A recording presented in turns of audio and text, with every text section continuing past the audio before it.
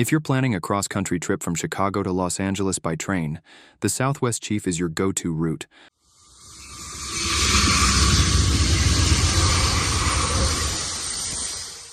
This route offers breathtaking views of the American heartland.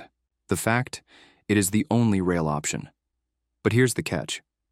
While the journey may be beautiful, the train's on-time performance often leaves much to be desired, ranking among the lowest Amtrak routes in the country. It begs the question, why is Amtrak so slow, especially when trains in other parts of the world seem to glide along effortlessly?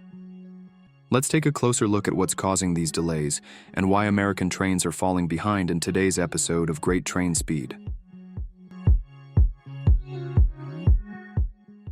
Amtrak has been the primary provider of passenger railroad service in the United States for more than 5 decades, and it plans to expand its reach to other fast-growing metropolitan areas. However, despite these ambitions, the rail network has remained largely stagnant over the past 50 years. So, what has prevented Amtrak from expanding its services? The core issue lies in the fact that Amtrak does not control all of its tracks. The majority of Amtrak's routes run on tracks owned by major freight railroads, which complicates any efforts for expansion. If Amtrak wants to increase service or introduce new routes, it must negotiate with these freight carriers. Unfortunately, the freight companies have long resisted sharing more space on their tracks for passenger trains. These companies view freight routes as a higher priority, consistently giving them precedence over passenger service. The Northeast Corridor, NEC, stands as an exception to this issue, as Amtrak owns its passenger tracks in this region, which supports a heavily utilized passenger corridor. This ownership allows Amtrak to operate more trains with greater frequency, resulting in significantly higher ridership compared to other parts of the country. However, the NEC faces its own set of challenges. Much of the infrastructure in this corridor is aging, and it requires consistent repairs and maintenance to remain functional, putting a strain on Amtrak's ability to increase service in this high-demand area. For years, Amtrak has been renting tracks from freight companies since its inception.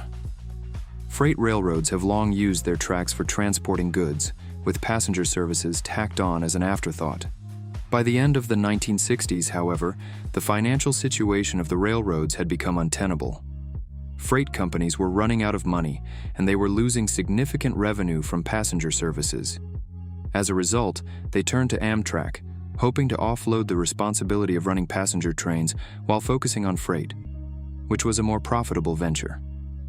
As a result, in 1970, Congress bailed out the railroads and created Amtrak to relieve freight companies of the obligation to provide passenger rail service. Part of the agreement was that freight trains would give Amtrak the right-of-way on their tracks. However, while the law requires freight trains to yield to passenger trains, this is often not practiced in reality.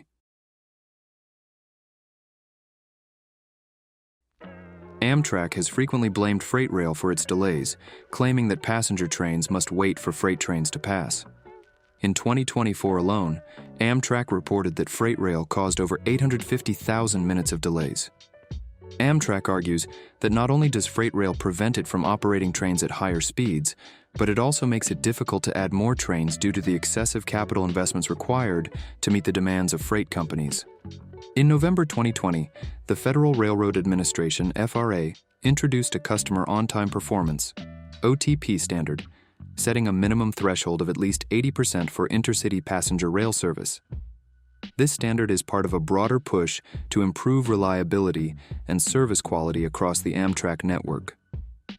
As of the Amtrak Host Railroad Report Card for calendar year 2024, all 14 long-distance routes failed to meet the FRA's minimum on-time performance standard of 80%. Among these, the Southwest Chief ranked the lowest, with a dismal 33% on-time performance.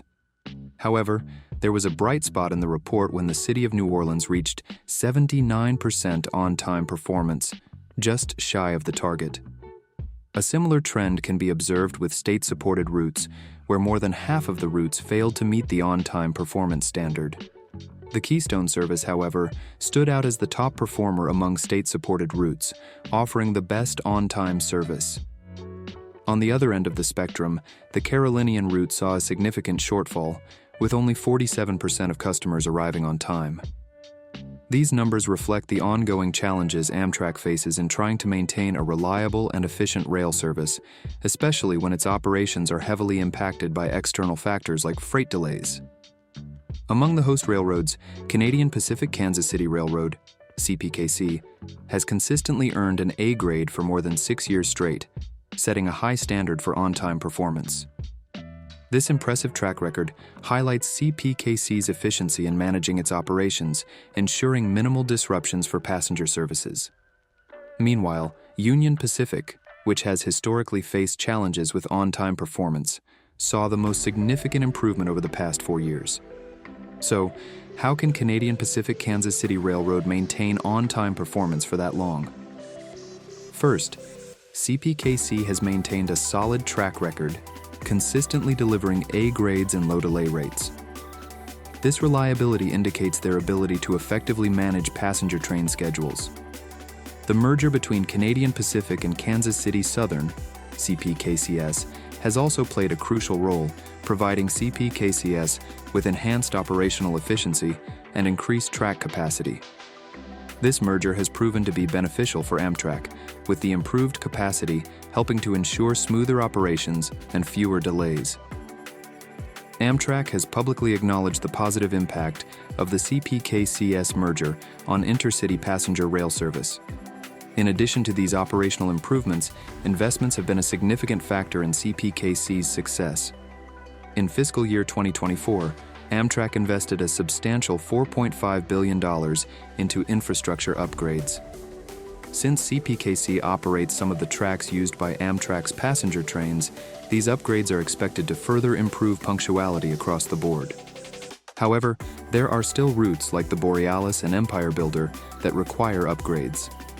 Addressing these will be crucial for maintaining or improving on-time performance across all of Amtrak's services.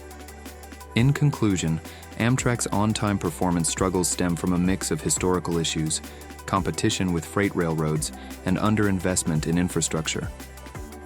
While recent investments and legal changes offer hope, the path to improvement is long. Success stories like the Canadian Pacific Kansas City Railroad's efficiency show that with the right resources and partnerships, Amtrak can improve. However, the challenge remains. Can it catch up with global standards for reliable passenger rail service? Drop a 1 if you agree, and 0 if you don't. Now, has the history of freight rail and Amtrak been always in somewhat harmony like the Amtrak and CPKC?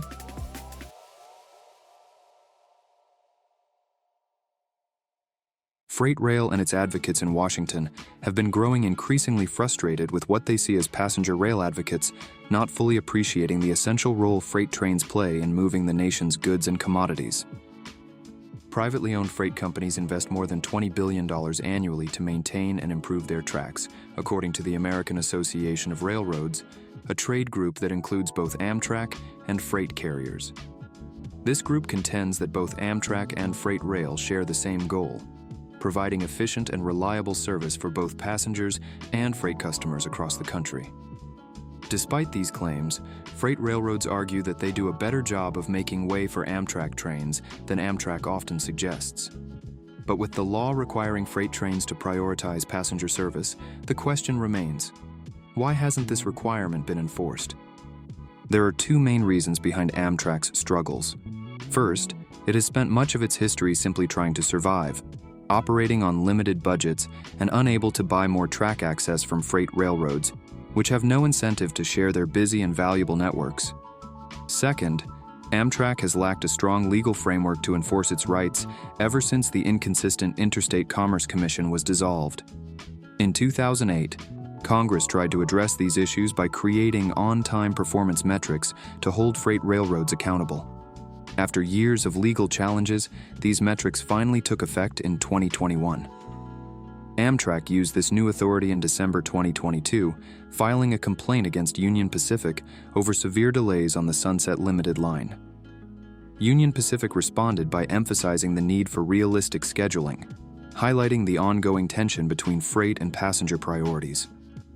Meanwhile, The 2021 infrastructure law brought the largest rail investment since Amtrak's founding, strengthening its finances and allowing faster replacement of aging trains and infrastructure.